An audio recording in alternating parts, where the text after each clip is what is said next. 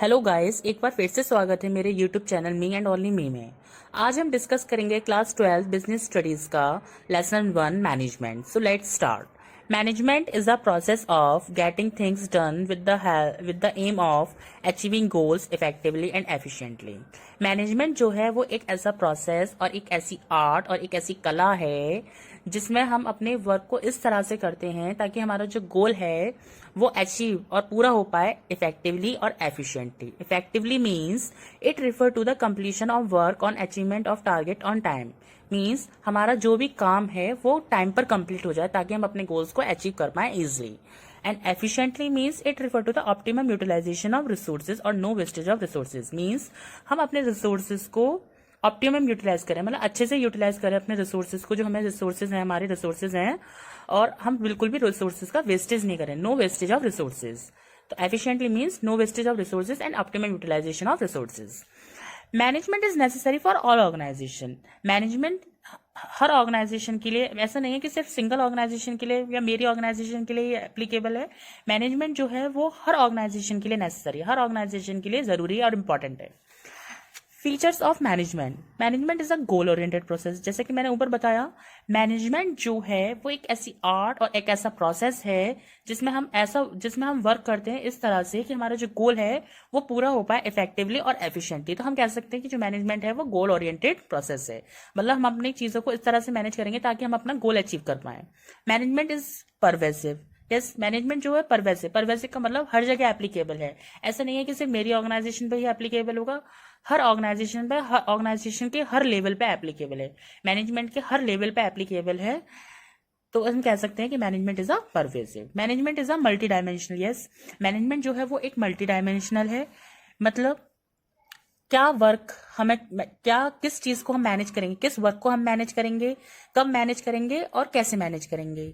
People मतलब कौन manage करेगा, कौन क्या काम करेगा, है ना। ऑपरेशन मतलब कौन सा काम करेंगे, ऑपरेशन का मतलब हम कौन सा काम करेंगे। कंटिन्यूस प्रोसेस है। मैनेजमेंट एक कंटिन्यूस प्रोसेस है। सपोज मैंने आज मैनेज कर लिया ताकि मेरा ऑर्गेनाइजेशन आज अचीव कर पाए और आज वो अच्छा प्रॉफिट कमा ले, तो मुझे ऐसा नहीं है कि मैंने आज अचीव कर लिया तो मुझे कल मैनेजमेंट की जरूरत नहीं है, तो मुझे कल भी मैनेजमेंट की नीड पड़ेगी। तो हम कह सकते हैं कि management is a continuous process. Management ऐसा नहीं है कि हमने आज यूज कर लिया तो हमें आज ही नीड है। मैनेजमेंट को हमें कल भी चाहिएगा, परसों भी चाहिएगा। तो इसलिए management is a continuous process. Management is a group activity. Yes, management जो है वो एक अकेला पर्सन नहीं कर सकता। चीजों को मैनेज सिर्फ एक सिंगल पर्सन की बस की बात नहीं है। मैनेजमेंट जो है वो एक ग्रुप एक्टिविटी है। बहुत सारे पीपल्स ही इसे मैनेज कर सकते हैं चीजों को, एक ऑर्गेनाइजेशन को। Management is a dynamic function. देखिए, हम मैनेजमेंट जो है वो ऑर्गेनाइजेशन का पॉइंट ऑफ व्यू से समझ रहे हैं, तो ग्रुप एक्टिविटी हम कह सकते हैं कि एक सिंगल पर्सन पूरी ऑर्गेनाइजेशन को मैनेज नहीं कर सकता। तो management is a group activity. हमें बहुत सारे पीपल्स को चाहिए, बहुत सारे पीपल्स होंगे, वही तभी मिलकर हम सारी चीजों को मैनेज कर पाएंगे। तो management is a dynamic function. हम मैनेजमेंट अपनी चीजों को मैनेज करते रहते हैं चेंजेस के अकॉर्डिंग, नीड्स के अकॉर्डिंग, है ना, अपनी कंडीशंस के अकॉर्डिंग। तो हम कह सकते हैं मैनेजमेंट जो है वो डायनेमिक फंक्शन है। हमारा नेक्स्ट टॉपिक है objective of management. Objective refer to the end points toward which all the business activity is directed. Objective जो है वो हमारा एंड पॉइंट और लास्ट रिजल्ट है जिसमें जितनी भी बिजनेस की जो एक्टिविटीज होती हैं वो डायरेक्टेड होती हैं, मतलब पीछे भागती रहती हैं। मेरा मेन एम यही है, बोर्ड में मैं क्लास 12th में हूँ और मेरा मेन एम ये है कि मुझे 12th के बोर्ड में अच्छे मार्क्स स्कोर करने हैं। तो मैं आज से ही अपनी चीज़ों को इस तरह से मैनेज करूंगा ताकि मैं क्लास 12th में अच्छे मार्क्स अचीव करवाऊं। मेरा मेन ऑब्जेक्टिव, मेरा मेन गोल यही है कि मुझे बोर्ड में अच्छे मार्क्स स्कोर करने हैं। तो objective, organisational objective, first objective है मैनेजमेंट का organisational objective to achieve economic goal of the organisation. Organisational objective means हमें ऑर्गेनाइजेशन का इकोनॉमिक गोल अचीव करना है।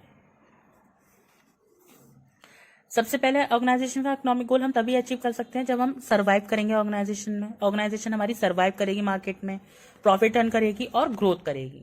ग्रोथ मतलब एक्सपेंड होगी, धीरे धीरे करके बढ़ेगी वो। सोशल ऑब्जेक्टिव, सोशल ऑब्जेक्टिव हमारे वो refer to the objectives which are desired to achieve for the benefit of the society. Social objective हमारे वो ऑब्जेक्टिव होते हैं जिनकी मेन डिजायर यही होती है कि हम ऑब्जेक्ट को इस तरह से अचीव करें कि वो सोसाइटी के लिए बेनिफिट हो। सबसे हम सोसाइटी के लिए बेनिफिट कैसे होगा, हम एनवायरनमेंट को प्रोटेक्ट करें, good quality product, provide good quality product at low price and reasonable prices. मतलब हम सोसाइटी को क्या प्रोवाइड करें, गुड क्वालिटी प्रोडक्ट्स प्रोवाइड करें लो प्राइसेस पे और रीजनेबल प्राइसेस पे, ताकि वो इजीली बाय कर पाए। एम्प्लॉयमेंट जनरेशन मतलब एम्प्लॉयमेंट अपॉर्चुनिटीज क्रिएट करनी चाहिए, ताकि जो वीकर सेक्शन, सोसाइटी का वीकर सेक्शन है, उन्हें नई जॉब मिल पाए और वो अनएम्प्लॉयमेंट से एम्प्लॉयमेंट बन पाए। Provide basic amenities like medical benefits and crutches to employees को बेसिक एमेनिटीज देनी चाहिए, जैसे मेडिकल बेनिफिट्स देने चाहिए। और जो वुमेन्स होती हैं, जो वुमेन्स एम्प्लॉय होती हैं, जिनके पास बच्चे को रखने के लिए जगह नहीं होती, तो उन्हें क्रैचेस देने चाहिए, यानी कि शिशु गृह देना चाहिए, ताकि बच्चे आराम से रह सकें। Personal objective. Personal objectives are the objective for person or employees in the organization that give best interest in the organization and smooth functioning of the organization. Personal objective हमारे वो objectives होता है मैनेजमेंट का, मतलब हम employees को ऐसे satisfaction और ऐसे बेनिफिट्स दें कि ताकि वो हमारी ऑर्गेनाइजेशन में बेस्ट इंटरेस्ट दे पाए और स्मूथली वर्क करें। तो वो स्मूथली वर्क कैसे कर पाएंगे, जब हम उन्हें फाइनेंशियल नीड्स देंगे, जैसे कि कॉम्पिटिटिव सैलरीज देंगे, पर्क्स देंगे, मतलब उन्हें सारी सुविधाएं देंगे और उनकी टाइम टू टाइम सैलरीज देंगे, और सैलरीज हर साल ईयर टू ईयर इंक्रीज करेंगे। Proper and healthy environment provide करवाएंगे, ताकि वो जहाँ पे काम करते हो वहाँ पे उन्हें प्रॉपर हेल्थी एनवायरनमेंट मिले। Personal objectives that satisfy the utility of the employee. Personal objective यही कहता है कि एम्प्लॉय की जो यूटिलिटी, एम्प्लॉय की जो काम करने की यूटिलिटी और क्षमता है, उसे सेटिस्फाइड करे, मतलब ऐसे बेनिफिट्स और ऐसी फैसिलिटीज दी जाए एम्प्लॉयज को, ताकि वो सेटिस्फाइड हो पाए और वो ऑर्गेनाइजेशन में बेस्ट दे पाए। हमारा नेक्स्ट टॉपिक है importance of management. Helps in achieving organisational goal. Yes, management जो है वो हेल्प करता है हमारे ऑर्गेनाइजेशनल गोल्स को अचीव करने के लिए। जैसे कि मैं पहले बता चुका हूँ, मैनेजमेंट एक ऐसी आर्ट और एक ऐसी कला और एक ऐसी प्रोसेस है जिसमें हम वर्क इस तरह से करते हैं ताकि हम अपने गोल्स को अचीव कर पाएं इफेक्टिवली और efficiently. Provide efficiency. Yes, management provide करता है एफिशिएंसी को, मीन्स हम रिसोर्सेज को ऑप्टिमम यूटिलाइज करें और बिल्कुल भी रिसोर्सेज का वेस्टेज ना करें। ऑप्टिमम यूटिलाइज मीन्स रिसोर्सेज का अच्छे से यूज करें। क्रिएट डायनेमिक एनवायरनमेंट मीन्स हम मैनेजमेंट चीज़ों को इस तरह से मैनेज करें ताकि हम उसे चेंजेस कर पाएं according to the environment, according to the need और according to conditions. Development of society. Yes, management help करता है सोसाइटी के डेवलपमेंट होने में। मीन्स मैनेजमेंट जो है वो एक सोशल ऑब्जेक्टिव है, उसकी यही डिजायर रहती है कि वो जो भी ऑब्जेक्टिव पूरा करे वो सोसाइटी के लिए बेनिफिट होना चाहिए। वो एनवायरनमेंट को प्रोटेक्ट करे, गुड क्वालिटी प्रोडक्ट प्रोवाइड करे रीजनेबल और फेयर प्राइसेस पे, employment opportunities they weaker section of societies के लिए, और बेसिक एमेनिटीज दे एम्प्लॉयज को, जैसे मेडिकल बेनिफिट और क्रैचेस दे एम्प्लॉयज को। Helps in achieving personal objective. Yes, management जो है वो पर्सनल ऑब्जेक्टिव को अचीव करने में हेल्पफुल होता है। जैसे कि मैं बता चुका हूँ कि मतलब पर्सनल ऑब्जेक्टिव यही कहता है कि हम एम्प्लॉयज़ को इस तरह से सेटिस्फैक्शन दें, इस तरह से फैसिलिटीज़ दें ताकि वो ऑर्गेनाइजेशन में अपना बेस्ट दे पाएँ। Bring harmony to the work means employees जो है ऑर्गेनाइजेशन में वो एक साथ काम कर पाए, मतलब उनमें एकता होनी चाहिए एक साथ काम करने की। नेक्स्ट टॉपिक है nature of management. Management as science, management as art, management as profession. Management as science. ये साइंस जो होती है वो सिस्टमेटाइज बॉडी ऑफ नॉलेज होती है। मीन्स इसे बहुत सारे साइंटिस्ट ने बनाया होता है, साइंस को बहुत सारे साइंटिस्ट ने बनाया होता है। उन्होंने अपनी अपनी थ्योरी दी होती हैं, उसी थ्योरी को हम पढ़ते हैं। तो हम कह सकते हैं जो साइंस है वो एक सिस्टमेटाइज बॉडी है नॉलेजेस की। साइंटिफिक प्रिंसिपल्स जो होते हैं वो बेस्ड होते हैं ऑब्जर्वेशंस पे और एक्सपेरिमेंट्स पे। साइंटिफिक प्रिंसिपल्स जो होते हैं वो बेस्ड होते हैं ऑब्जर्वेशंस पे और एक्सपेरिमेंट्स पे। ये डिफरेंट कंडीशंस पे और डिफरेंट प्लेसेस पे अप्लाई हुए होते हैं, जिसकी वजह से हमें डिफरेंट रिजल्ट मिलते हैं। तो in the same way management में भी ऐसा ही होता है। तो हम कह सकते हैं कि मैनेजमेंट जो है वो साइंस है। Management as an art. Art existence of theoretical knowledge means art में बहुत सारी थ्योरी होती है। आर्ट कैरी करती है हिस्ट्री को, लिटरेचर्स को। तो इस वजह से हम कह सकते हैं कि आर्ट्स में बहुत सारी थ्योरेटिकल नॉलेज देखने को मिलती हैं। अगर हम मैनेजमेंट पे अप्लाई करते हैं आर्ट को, तो अगर हम बात करें फ्योल और प्रिंसिपल्स ने अपनी अपनी हिस्ट्रीज दी हैं मैनेजमेंट के बारे में, तो कह सकते हैं कि आर्ट जो है वो बहुत थ्योरेटिकल नॉलेज है, मतलब मैनेजमेंट में बहुत सारी थ्योरी है जिसे हम पढ़ते हैं।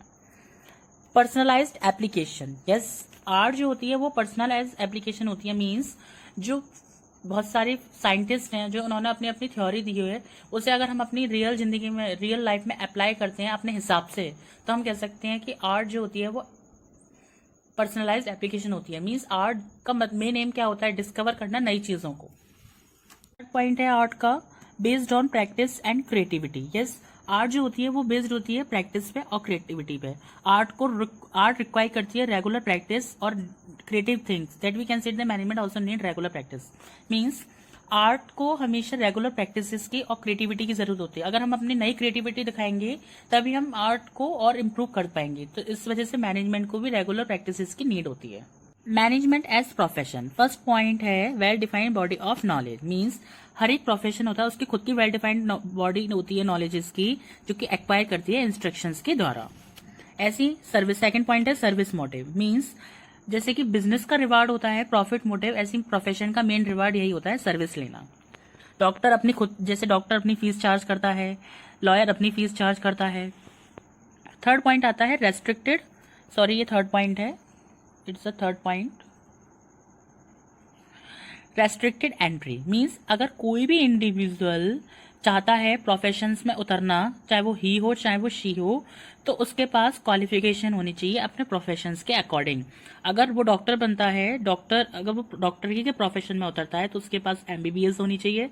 अगर वो लॉयर बनता है, लॉयर के प्रोफेशन में उतर रहा है, तो उसके पास BA LLB या MA LLB होनी चाहिए। Now next topic is level of management. The level of management can be divided into 3 levels: top level, middle level and lower level. The first is the top level. It is a senior executive of the organization. जो top level होती है वो senior executive होती है हमारी organization के, मतलब first top executive होती है हमारी ऑर्गेनाइजेशन की। ये इंक्लूड करती है CFO चीफ फाइनेंशियल ऑफिसर्स को, CEO चीफ एग्जीक्यूटिव ऑफिसर्स को, बोर्ड ऑफ डायरेक्टर्स को, वाइस प्रेसिडेंट्स को और सीनियर एग्जीक्यूटिव्स को।